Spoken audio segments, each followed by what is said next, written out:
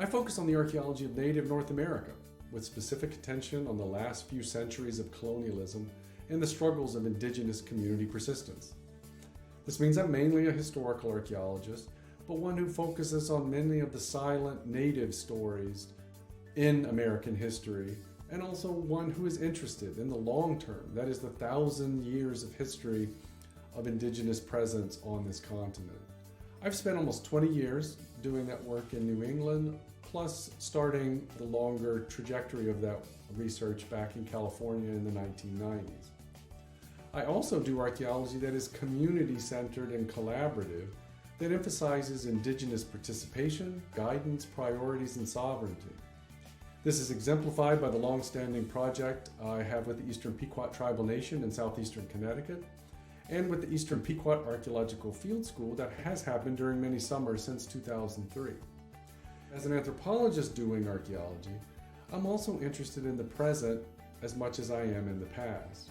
So this means that I research the past, but also the ways that the past, or pasts is more like it, I think, exist in the present. In other words, I study the practice and politics of heritage and want to do an archaeology that intervenes in positive ways in the contemporary world, especially for indigenous communities.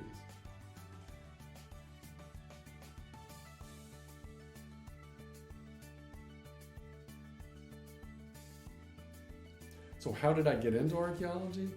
Well, I didn't get into archaeology out of a love of digging or a love of history, nor was I inspired by any movie franchises, just to make that clear. I actually wanted to study psychology in college because I wanted to know how people thought, why they did what they did, and then how did those thoughts and practices work together, or how did they differ? And I quickly realized in my first year of college that psychology wasn't going to do it for me, and that I needed this newfound personal discovery of anthropology as my framework. I was drawn to the archaeology part because this accessed parts of history that far exceeded the reach of historical documents across many stretches of time, space, and culture. And I also liked the way its research could blend the mental and the physical, the theory work and the field work, in other words. I was introduced early in graduate school to the power of historical archaeology for studying colonialism and Native American histories, and I truly have not looked back since. Also early on, I knew that I wanted to take this as far as I could for both the PhD and for a university professor job, so I feel very fortunate to be here.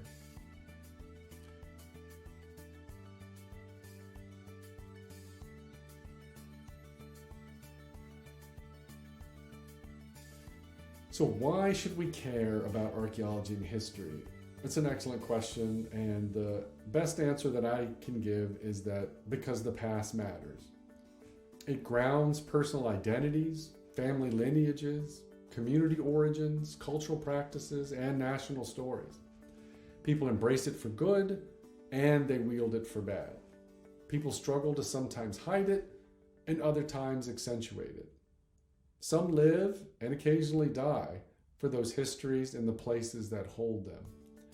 We owe it to ourselves and to them to understand the past as deeply, as sophisticatedly, as detailed, and as responsibly as we can, not only to get it right, as we must do, and to learn its lessons, but also to be prepared to take a stand for histories that need to be amplified, and also a stand against those that have little to no evidence and that serve malignant political purposes.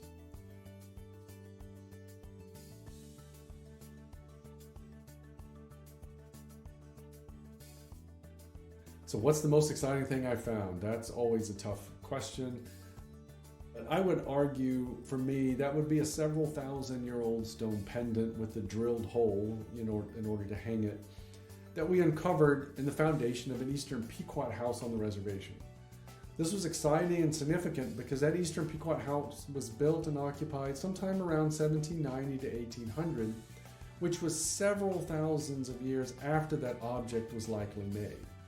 To me, and to some Eastern Pequot community members, this item represents a reservation resident in the early 19th century engaging with that ancient indigenous item and installing it beneath their home, perhaps for safekeeping, perhaps to honor the past, perhaps to commemorate the building of the house, perhaps to anchor memory to the land.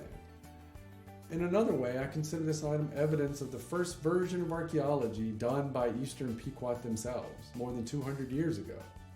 This object was probably found by an Eastern Pequot person around 1800, maybe dug up while farming, putting in a cellar, walking the land, and not one that had been passed down for thousands of years.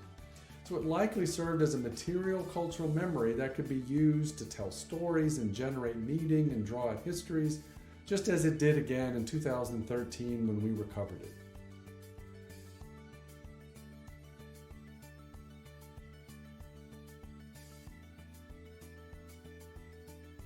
So what else should people know about archaeology? Probably a lot more than I can cover here, but I would say don't define it by what you think people do as their method. That is, that archaeology is just digging up artifacts. That's like saying that chemistry is defined as mixing chemicals in a test tube, or microbiology is defined by looking through a microscope. Instead, think of archaeology as an understanding of the past from an anthropological perspective, and using varieties of material evidence to seek out new and exciting stories. But the past can be quite close in time, too. Sure, a key method for doing archaeology is absolutely excavation, and it is a truly fun and rewarding part of what we do. But you can do archaeology without digging. Some people use existing collections, some study remnant architecture, some map artifacts that are visible on the surface. Some use remote sensing technologies for minimally intrusive work, and even some people study contemporary phenomena like homelessness, natural disasters, border immigration, and even Burning Man. So archaeology is about perspective and about evidence and about critical thinking about the material world of humans, and not just about digging.